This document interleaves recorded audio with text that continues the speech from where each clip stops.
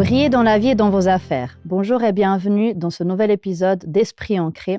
Aujourd'hui, nous avons un nouvel invité spécial, David, qui est là avec nous. Bienvenue et bonjour David. Merci beaucoup pour l'invitation. Merci d'être là. Merci d'être là pour parler d'affaires alignées avec notre être. Alors, comme toi, tu es entrepreneur et tu es aussi coach de liberté, comme tu aimes bien nommer en fait. Déjà, qu'est-ce que c'est être coach de liberté pour toi et comment tu accompagnes les gens en fait à créer, comme tu l'as fait d'ailleurs, un business, une entreprise qui vraiment leur correspond pleinement?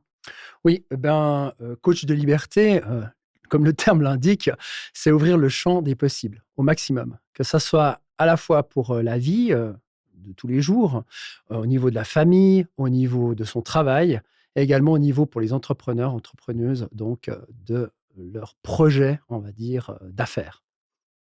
Voilà. Pour les accompagner, en règle générale, c'est le point essentiel, c'est de savoir déjà quelles sont leurs perspectives, où c'est qu'ils vont, bien sûr, se diriger, ce à quoi ils aspirent et surtout se donner pleinement, tous les moyens, toutes les capacités pour y arriver. Donc, je vais en fait, chercher ces points-là. Mm. Merveilleux. Et puis, d'ailleurs, toi, tu as quand même pu grandir ton entreprise. Maintenant, tu es à plein d'endroits dans le monde avec tes produits. Comment est-ce que tu en es arrivé à là? Quel est ton parcours vraiment qui t'a amené à être où tu es aujourd'hui? Oui. À la base, donc j'étais employé et tout. J'avais travaillé, d'ailleurs, sur la restructuration des offices de poste en Suisse et c'était un sacré projet au niveau national qui avait fait pas mal la une des journaux. Il y a eu pas mal de levées de boucliers, tout ça, donc ça m'a pas mal aiguisé au niveau des négociations, aussi au niveau des relations des uns et des autres et puis, petit à petit, j'avais un manquement, on va dire, d'autonomie et justement de liberté. C'est-à-dire de faire les choses qui me plaisent vraiment et j'étais un peu à ma place de travail, un peu, dans l'incapacité d'utiliser, la totalité de mes compétences et de là, je me suis dit: Finalement, est-ce que je vais postuler ailleurs ou pas?» Alors d'abord, j'ai commencé à postuler un peu ailleurs. Alors j'avais souvent, avec mes diplômes et tout, trop de ceci, pas assez de cela et tout et puis, l'idée d'être entrepreneur autonome, surtout et puis d'amener vraiment les idées à ma façon, comme moi je voulais, ne pas dépendre finalement de quelqu'un au niveau même hiérarchique, ça va jusque-là. Dans mon côté un peu rebelle, j'ai décidé, de lancer ma propre entreprise. Mes propres entreprises. J'en ai fait plusieurs. Je n'ai pas réussi du premier coup, hein. Ça, c'est important aussi. Et d'ailleurs, justement, parlons un petit peu d'échec, hein, mais finalement, l'échec, c'est Mmh. quoi? C'est juste ne pas continuer, hein, ne pas justement essayer encore. Donc, c'est vrai que des fois, on voit peut-être un parcours comme le tien, on voit quelqu'un qui a réussi, on voit quelqu'un qui s'expand en Mmh. fait vraiment dans tous ces points de vue-là et on se dit, ah ils ont eu de la chance ou, Mmh. on a vraiment toutes ces croyances en fait derrière. Mais comme tu dis, non, j'ai quand même passé des périodes difficiles, des années difficiles, des échecs. Donc, Oui. quel a été ton mindset? Parce qu'on dit toujours, c'est hyper important. Quelle a été ta mentalité dans ces moments-là pour en fait qui t'a permis réellement de persévérer dans tous ces projets, d'arriver où tu en es aujourd'hui? Mmh. Alors, déjà, j'ai, on va dire des exemples, dans la vie, qui ont marqué l'histoire. Si on prend, par exemple, une Coco Chanel, si on prend un Enzo Ferrari, ce genre de personnes, ils ont vraiment décollé et vraiment, je dirais, pu, émanciper tout leur être et leurs affaires, leurs projets après 50 ans. Mmh. Donc, quand on a déjà un échec avant 50 ans, on peut se dire: «On a encore toute la vie pour pouvoir réussir». Deuxièmement, si on regarde Nestlé, il faut savoir qu'il a fait 8 entreprises avant de se lancer dans le lait en poudre. Il a fait dans l'énergie, il a fait dans la construction, il a fait dans pas mal de choses et chaque fois, il s'est relevé. Donc tout ça sont des exemples qui nous montrent que finalement rien, n'est, perdu d'avance. Ça, c'est la première chose. Et par rapport à ce qui me concerne, c'est de se dire que ce sont, comme on l'entend très souvent, des expériences qu'on tire, je dirais, du bénéfice de ces expériences. Et tu l'as dit à juste titre, c'est que, finalement, c'est peut-être pas pour moi, là, maintenant, en ce moment présent. Et que la vie est faite de projets. La vie nous encourage à aller toujours plus loin, à se découvrir soi-même et au travers de ce que l'on fait. Donc, ce que l'on est, ce que l'on fait. Et c'est cette dynamique-là. C'est en fait la passion, l'amour de faire des choses et puis finalement de décrocher, je dirais pas la lune, mais des choses qui nous plaisent, où on vibre le matin jusqu'au soir. Voilà. Et d'ailleurs, ça me fait penser à ta méthode parce que tu as créé une méthode SAFE ou SAFER, comme on a parlé avant. Safe R. Ouais, avec le R, ouais. Donc, est-ce que tu aimerais un petit peu parler de ta méthode, justement SAFE? Parce que j'ai l'impression que tout ce que tu dis parle déjà un petit peu de ta méthode. Oui. Alors, SAFE, hein, S-A-F-E, comme pour dire sécurité. Et le R, on verra de quoi il s'agit. le S, c'est surtout le côté, il faut avoir la santé. La santé, se sentir bien dans sa peau, etc. Se respecter soi-même aussi. C'est clair que si on commence à se droguer, moi je suis moi-même de l'alcool, mais je veux dire, à boire comme un trou et puis être saoul tous les jours, on n'a pas les capacités, on va dire, de réfléchir correctement. Donc la santé, c'est quoi? C'est bien respirer, c'est bien manger, c'est bien se reposer, c'est faire du sport, du mouvement. C'est pas rester amorphe dans son canapé devant Netflix toute la journée, puis à se dire, OK, j'ai mangé 3 paquets de chips, etc. Donc, ça touche à la nutrition, ça touche au sport. La santé, c'est le grand S. Voilà. Après, le A, c'est l'amour. Si on n'a pas d'amour, l'amour, déjà, pour soi-même ou envers les autres, avec nos relations, on est toujours dans la critique, dans la haine, ou être autocritique et très, je dirais, négatif envers soi-même. Ça va être très compliqué de finalement être son propre auto-coach. Le meilleur coach, à mon avis, c'est nous-mêmes avec nous-mêmes. Donc, si on a une voix très sévère, ouais, t'es nul, t'arrives à rien faire, etc., ça va être un peu compliqué.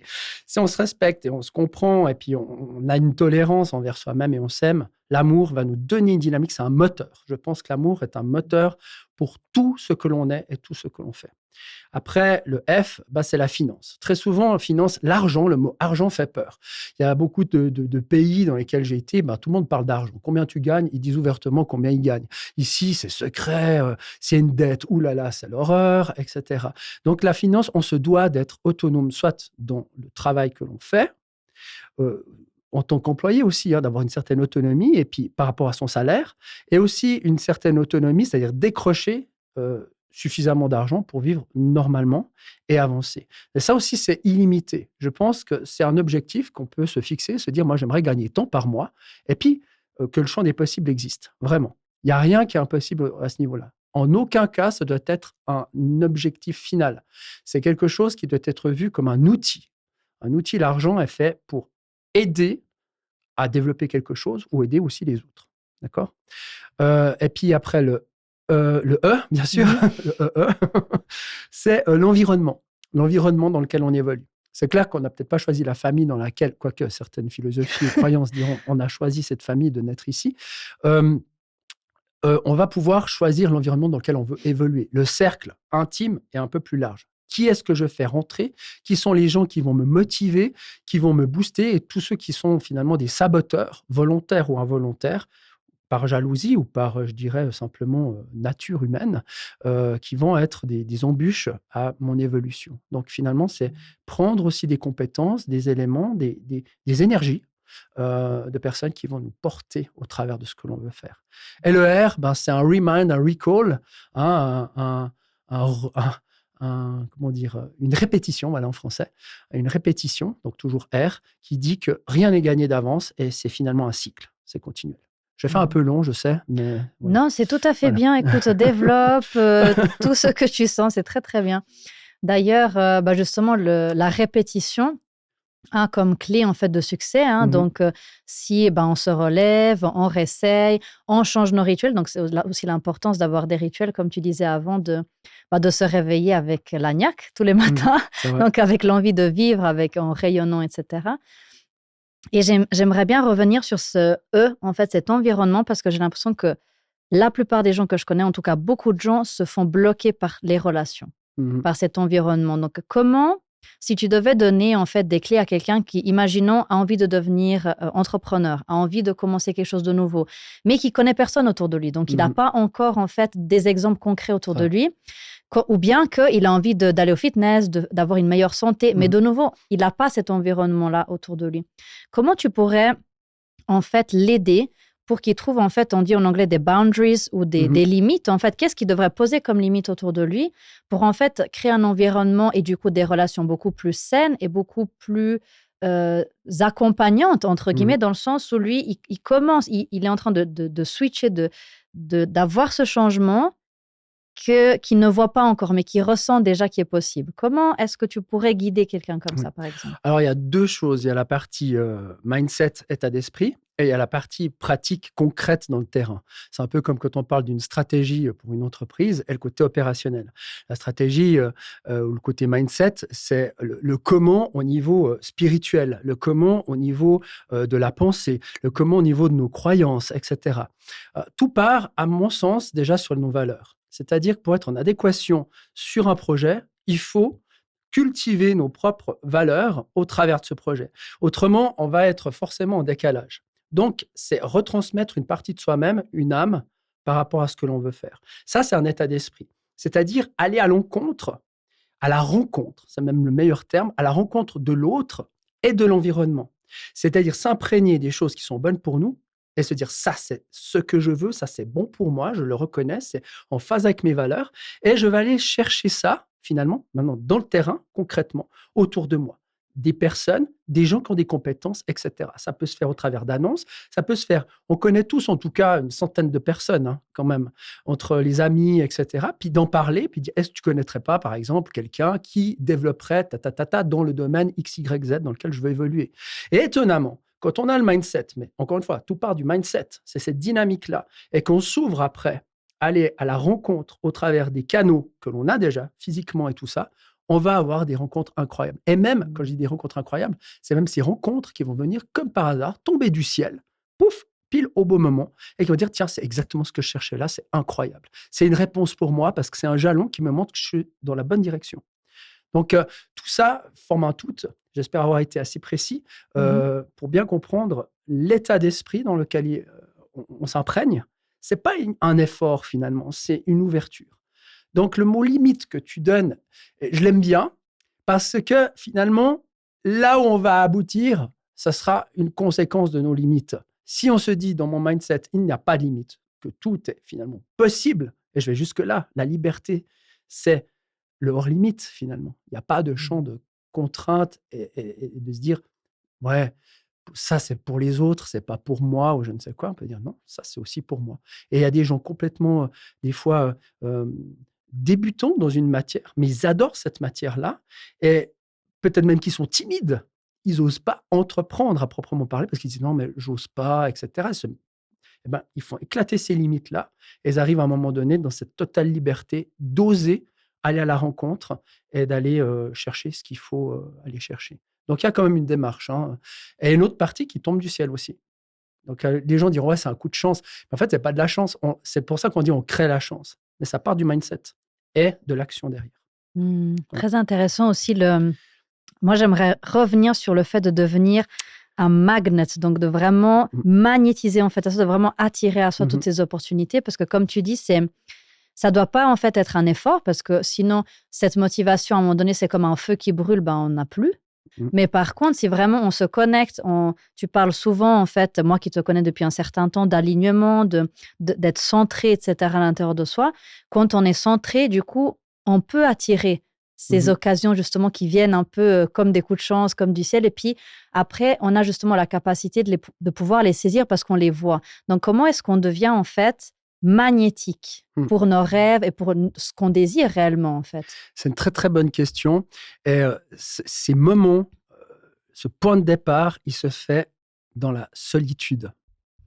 C'est, on en parlait un petit peu, mais c'est vrai, c'est comme la traversée du désert. Les gens ont peur de se retrouver seuls face à eux-mêmes, face à leur réalité, face aux bonnes questions, aux questionnements, de se dire finalement, qu'est-ce que je soulève là, dans ces moments où tout s'arrête, par exemple, où tout d'un coup la vie, l'univers décide, paf, ça s'arrête même des fois très brutalement. Ça peut être un décès, ça peut être une rupture, ça peut être un licenciement, ça peut être une maladie grave ou une maladie tout court. Et face à ça, face à ces réalités, c'est finalement qu'est-ce que je dois en tirer et quelles sont les vraies questions pour ici, maintenant et qu'est-ce qui s'ouvre à moi. Donc, certains, ils parleront de ça d'une période axiale, d'autres d'un sas, entre deux portes, d'autres d'une traversée du désert. Appelez ça comme vous voulez, mais c'est quelque chose qui va vous permettre, en tout cas, il ne faut pas en avoir peur. C'est dans ces moments-là qu'on grandit le plus, et c'est dans ce moment-là qu'on obtient justement les révélations. Ça, c'est un autre terme avec le R, c'est le terme révélation. C'est-à-dire dans la loi Seif, le R, finalement, on a des sortes de vérités qui sont authentiques, qui sont, percutantes dans notre être, et on raisonne avec ça, et on se dit, c'est là, c'est maintenant, je comprends. Et quand on évite cela, il y en a qui l'évitent toute leur vie, jusqu'à leur lit de mort. Certains, c'est au moment où ils arrivent à la retraite, puis ils disent, qu'est-ce que j'ai foutu de ma vie, où ils ont vieilli, etc. Ou certains, parce que justement, ils ont une épreuve très, très puissante. Profitez de ça. Ce sont des signaux qui sont là pour vous aider à grandir et à aller dans votre voie. Donc, c'est ça, je pense, la meilleure réponse. C'est d'utiliser ces moments de méditation, de recentrage. Ce sont des clés. Voilà. Garder cette foi, on pourrait presque dire, comme Jésus-Christ, 40 jours dans le désert. Et du coup, ça me fait penser en fait au thème de la santé, du bien-être. Et je sais que toi aussi, tu as eu une traversée du désert dans le domaine de ta santé. Toi aussi, tu as eu par le passé, en tout cas il y a plusieurs années, des problèmes au niveau de ta colonne vertébrale, des problèmes au niveau du dos, et que tu as su t'auto-guérir. Tu as réussi au-delà en fait des interventions et des médicaments, mais trouver ton équilibre grâce aux arts martiaux, grâce à la méditation et grâce au mouvement, qui est quand même une valeur, quelque chose de très important pour toi, parce que le mouvement, comme tu as très, très bien dit avant, c'est les actions, mais c'est aussi un mouvement de santé interne. Donc, comment est-ce que tu as pu t'auto-guérir? Oui. Alors, déjà, l'activité. Alors, bien sûr, quand j'ai une double hernie discale, et puis c'était, oui, il faut opérer, les assurances, bien évidemment, on ne voulait même pas prendre les choses en charge. Donc, j'étais dans un double, je ne citerai pas les assurances, dans une sorte de dilemme, c'est-à-dire je vis avec ma douleur, si je dois me soigner, les assurances ne voulaient pas couvrir certaines choses au niveau professionnel, donc assurance professionnelle, accident, etc. Et je me suis dit, finalement, qu'est-ce que je vais faire? Alors, j'ai regardé quelques mouvements doux, quelque part, même si j'allais courir, puis ça tasse, normalement, la colonne vertébrale et tout. Et puis, encore une fois, dans ce mindset de dire, non, c'est bon, je vais guérir, je décide vraiment de guérir, d'y aller à fond. Et puis là, ça s'est débloqué, quoi. Là, j'ai plus jamais eu mal ou quoi que ce soit. Donc, ça, c'est un truc peut-être miraculeux, j'ai aucune idée. En tout cas, voilà. J'étais dans la pleine conviction, en tout cas, que j'allais guérir. J'avais pas une once de doute. Donc, c'est vraiment comme un pas de foi. On se dit, je suis persuadé. C'est boum. Et puis, il y a c'est un peu comme, vu qu'on parlait un peu du côté chrétien, moi qui connais bien les Écritures aussi, si on regarde le légionnaire romain qui va chercher Jésus pour dire, mais dis un seul mot et mon serviteur sera guéri. Donc, il se déplace et il a tellement la foi que Jésus va guérir son serviteur. Et d'ailleurs, Jésus dit, j'ai jamais vu autant de foi parmi vous, quoi. Ce légionnaire romain est incroyable. Il vient et il dit, j'ai même pas besoin, finalement, tu n'as même pas besoin de te déplacer, les choses vont se faire toutes seules. Ça, je trouve assez puissant. Pourquoi? Parce que ça montre quand même un mindset de foi, de dire, oui, tout m'est donné, tout est possible, pourquoi pas moi? Pourquoi ce serait quelqu'un d'autre, etc. Puis après, j'ai eu une deuxième souci, c'était mes reins. Donc moi, j'ai une maladie qui s'appelle la maladie de Berger. C'est au niveau de mes reins. Mes reins commençaient à arrêter de fonctionner. Et pourtant, j'étais à fond dans le sport, à fond dans le mouvement et tout. Je ne buvais même pas de café, pas d'alcool, etc., etc. Je ne fumais pas. D'un coup, mes reins ont décidé, la vie a décidé que mes reins arrêtent de fonctionner pratiquement, mais sur une bonne échelle. Et je me suis dit, oulala, on me fait des contrôles, on me fait des scanners. Après, j'ai dû passer sur une table d'opération parce qu'ils ont vu avec le scanner un autre truc, un polype que j'avais, bref, au niveau de la vésicule biliaire. Hop, ils ont enlevé la vésicule biliaire, puis je pétais la forme pourtant. Je me suis dit, c'est incroyable, quoi. Qu'est-ce qui peut se passer? Comme ça, du jour au lendemain. Là, j'ai aussi réalisé que la vie peut s'arrêter aussi du jour au lendemain. J'étais assez jeune. Mais j'ai décidé de vivre, en fait. Quand j'ai décidé de vivre, j'ai décidé de boire du vin. Alors, je ne dis pas que c'est le remède. Je me suis fumé quelques cigares, etc. J'étais anti-tabac et tout. J'ai dit, mais si tu as envie de le faire une fois, profite, exactement. Et je suis rentré dans ces dynamiques. Et je vous assure, avant de rentrer dans ces dynamiques, mes paramètres chutaient au niveau des reins, de la fonction rénale. Et d'un coup, mon docteur, qui est aussi un très grand sportif, il fait du fitness et tout, il voit mes paramètres, boum, qui fonctionnent de nouveau incroyable. Il m'a dit, mais qu'est-ce que tu as fait? J'ai dit, bah écoute, je me suis mis à boire de l'alcool et à fumer un petit peu, etc. Il a noté le truc, il a dit, c'est incroyable, mais parce que tu as décidé, parce qu'on se tutoie, tu as décidé justement de vivre, eh ben, ça t'a remis à quelque part des paramètres. Alors, je dis pas dans l'excès, on se comprend bien, je ne suis pas devenu alcoolique et puis je ne fumais pas comme un toraillot, mais juste de temps en temps, pour avoir du plaisir, des choses que je m'étais complètement interdites. Donc là aussi, il y a quelque chose peut-être à retenir. On n'est pas dans un monde, même si le monde tente de nous faire croire qu'on est dans un canevas de contraintes, on est au contraire dans un monde dans lequel on peut saisir, choisir, se servir des trésors qui nous sont donnés.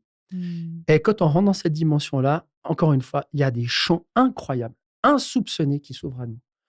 Des rencontres, des situations, des business justement qui s'ouvrent, qui grandissent et qui deviennent... Finalement, c'est une conséquence de tout ça. C'est pas seulement avec le mental et une organisation. C'est ça que j'essaie d'exprimer au travers. Comme une chasse au trésor, hein, donc j'aime bien cette idée de chasse au trésor, puis de vraiment aller chercher tous ces cadeaux, en fait, cachés en fait, dans chaque situation, même dans des conflits, hein, même dans des maladies, etc. Merci beaucoup d'ailleurs d'avoir partagé de manière réelle, vulnérable, en fait, ton passé, ton vécu. Moi, ce qui me vient avec tout ça, c'est la foi, c'est la conviction. Donc, c'est aussi ne pas accepter à quelque part le diagnostic. Donc, d'une manière, c'est aussi se positionner différemment que tout ce qu'on nous dit, en fait. Donc, ça, je retiens, en fait, cette clé. Mais je retiens aussi le fait que tu dis, en fait, c'est merveilleux que non seulement il y a ce mindset, mais en plus, il y a cette foi, mais en plus, il y a des actions à travers le mouvement. Comme tu disais, j'ai repris à faire du sport, par exemple, au niveau de ma colonne vertébrale, avec des mouvements doux, en m'écoutant, avec cette détermination aussi. Donc, je n'ai pas laissé tomber. Hein. Vraiment, je me suis dit, là, je peux guérir et j'irai jusqu'au bout à travers toutes ces pratiques, ce mouvement, cette douleur, etc. Et je vais réussir, en fait, à rétablir ma santé. Et au niveau, en fait, aussi de ce que tu fais au niveau interne, c'est intéressant parce que je trouve qu'à quelque part, tu étais peut-être trop rigide, si je peux dire ça comme ça. Tu étais peut-être dans une structure trop fermée. Et en fait, à un moment donné, tu t'es dit, non, mais en fait, il est où le plaisir dans ma vie?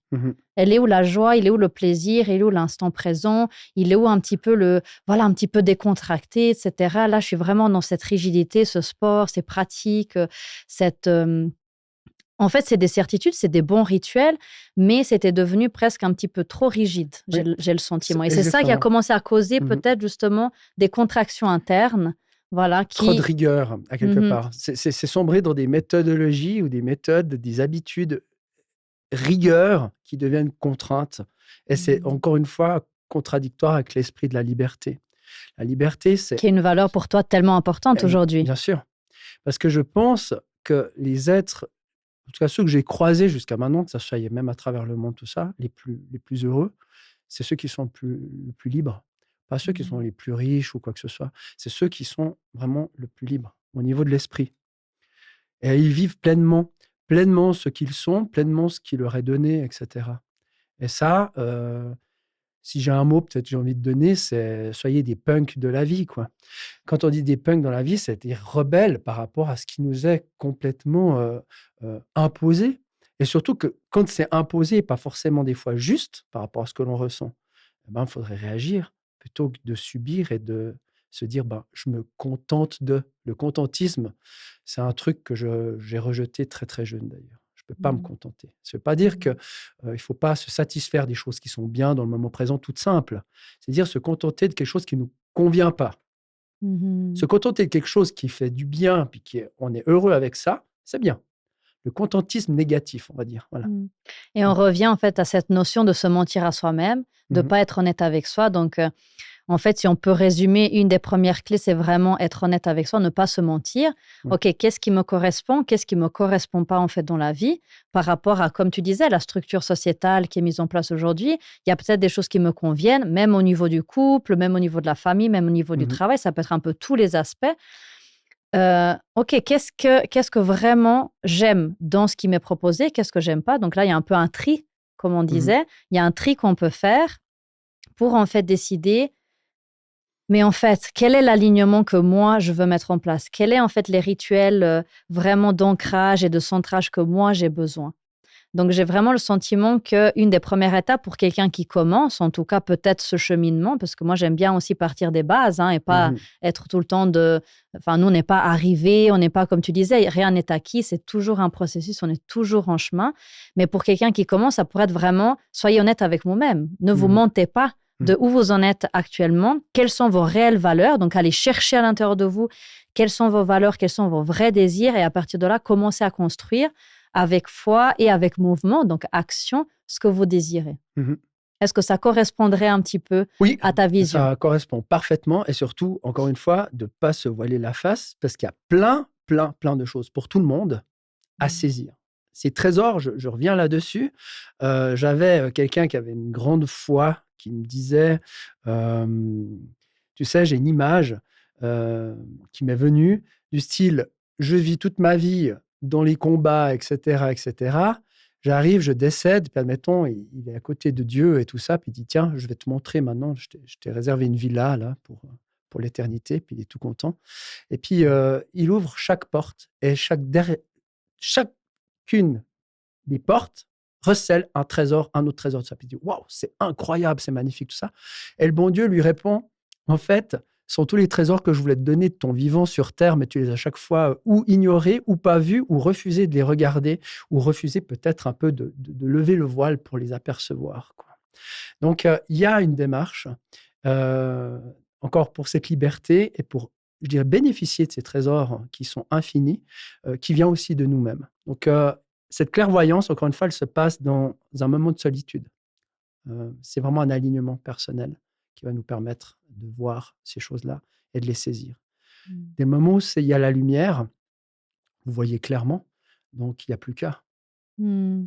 Donc, ne pas avoir peur aussi de s'isoler, ne pas avoir peur d'être seul par moment, Mhm, mais vraiment aller puiser en fait là-dedans pour en fait créer ses propres projets, exact. sa vie. J'aime beaucoup cette idée en fait où tu reviens, c'est vraiment un symbole pour toi, le diamant, voilà, aller Mhm, chercher dans la terre, tout ce qui est caché, tous ces cadeaux en fait cachés. Et, et du coup aussi, comme tu disais, ne pas avoir peur de l'argent, ne pas avoir peur de faire de l'argent, même si on est mhm, des personnes spirituelles, parce que mhm. voilà, beaucoup de personnes qui me suivent sont effectivement peut-être plus de ce côté-là, un petit peu Oui. plus spirituel, chercher l'alignement et tout. Mais comme tu dis, j'aime bien l'idée que l'argent, c'est un outil en fait. Mhm. C'est pas un but en soi, c'est pas une finalité. Donc, on le répète parce que vraiment, je pense que si on se met comme idée que l'argent, bah là, Mhm. c'est fini. C'est clair. Ouais.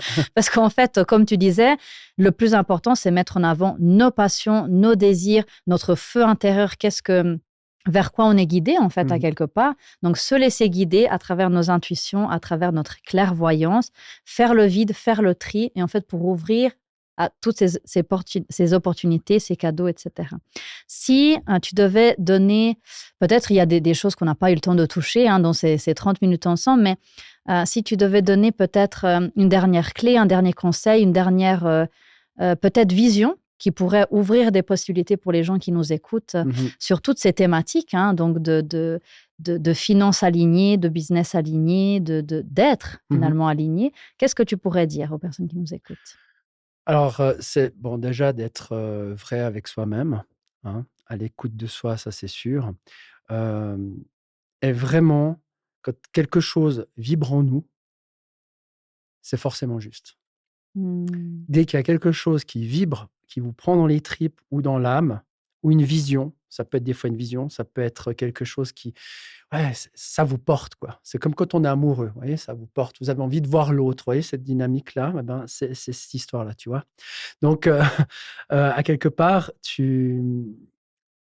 on dit toujours dans l'être conscient et inconscient, il y a 93%, si je me souviens bien, oui, dans mes cours, 93% Mhm. d'être subconscient et inconscient. C'est 93% de notre être. Donc, si on le ressent et que c'est subjectif, 93%, c'est la vérité.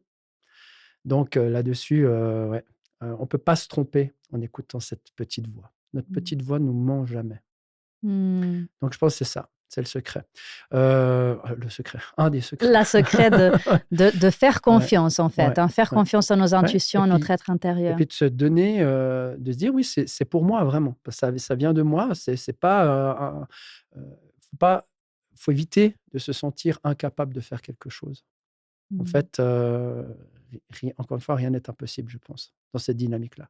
La puissance, la force est tellement grande qu'on peut déplacer effectivement des montagnes. Merci Mm. beaucoup d'avoir été avec nous, David. Merci beaucoup, ça Et passait vite, puis, 30 minutes. ouais, hein, t'as vu, ça vole. Ouais. Et puis, si les gens voulaient justement prendre contact avec toi, en savoir plus sur tes projets, en savoir plus sur tes accompagnements, que comme tu dis, viennent toujours de manière Oui. très magnétique vers toi, peut-être laisser un contact, un site qui puisse en savoir plus justement. Oui, alors si vous me contactez directement, je peux donner un email comme ça ou bien? Oui, un Ouais, email, par ouais. exemple. Bon, vous tapez David, david.musetti, M-U-S-E-2-T-I, @diamond, diamant, justement, -editions, en anglais, avec le S à la fin, du milieu, donc editions.ch. Très Voilà. bien. On mettra en tout cas en dessous de la vidéo aussi toutes tes coordonnées. Mais en tout cas, ça, c'est le moyen le plus simple pour te poser des questions. Oui, je réponds de toute façon. Voilà, faire d'éventuelles collaborations ou accompagnements. Exact. Merci beaucoup d'avoir été avec nous. C'était très révélateur, cette discussion. Donc, merci à tous d'avoir été avec nous aujourd'hui pour cet épisode merveilleux sur le business, l'alignement et la santé. Tellement de choses qui ont été discutées. Donc, n'hésitez pas justement à contacter David si vous voulez en savoir plus sur son travail. Et moi, je vous dis à la prochaine.